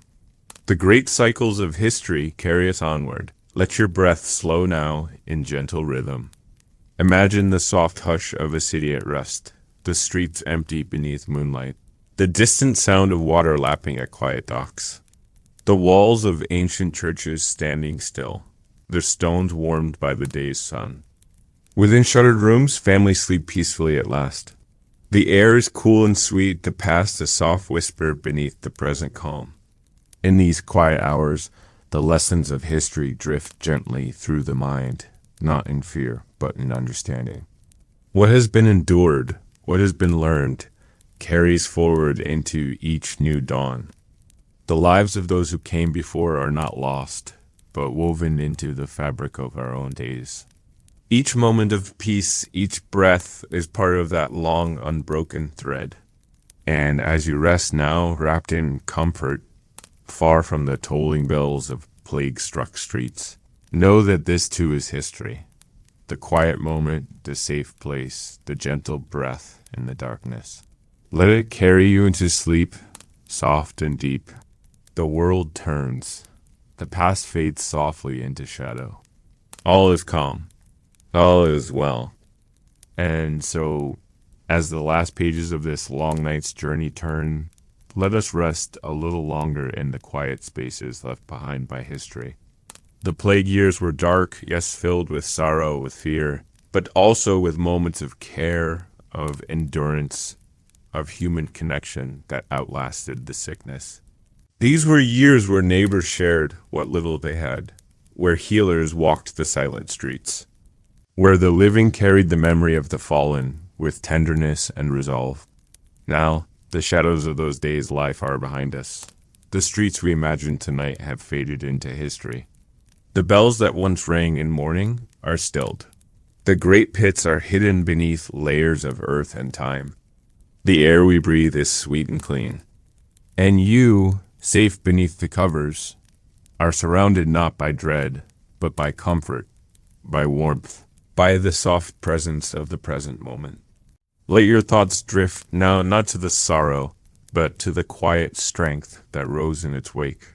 Picture the hands that tended fires in empty houses, the mothers who taught children old songs to ease their fear, the monks who kept records by dim candlelight so that the names of the lost would not vanish. Picture the way life slowly returned, markets opening, fields greening once more, laughter rising again on the breeze. History is not only great battles and grand triumphs. It is these quieter moments too. The rebuilding of small joys, the simple rituals that stitch a torn world back together. The stories we've shared tonight are part of that greater tapestry, a reminder that after darkness, light returns. After silence, song. After winter, spring. Now, the streets of London, of Florence, of Constantinople rest in the peace of centuries. Their stones warmed by countless suns, their corners softened by time. And the lives that once moved through them, fearful, hopeful, enduring, have left behind not only sorrow, but wisdom. That life is precious, that it must be cared for. That kindness endures beyond the worst of days. So, as your breath falls into its own gentle rhythm, allow those lessons to settle quietly within you. Let the echoes of the past fade into softness. The stories we've explored tonight have run their course. There's nothing more to fear, nothing more to wonder. Only this moment now, still, calm, safe. You may feel your body growing heavier with each slow breath. Your mind quiets, no longer tracing the long roads of history, but resting gently here and now. The past is at peace. The world beyond your window is at peace.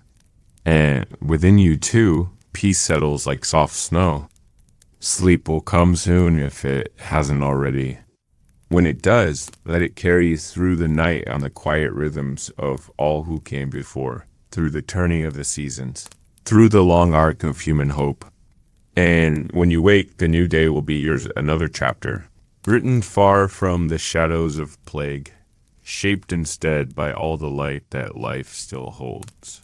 Rest well now. All is calm. All is well. Thank you for joining me tonight on this slow walk through history. If you've enjoyed this gentle journey, you'll find many more like it here.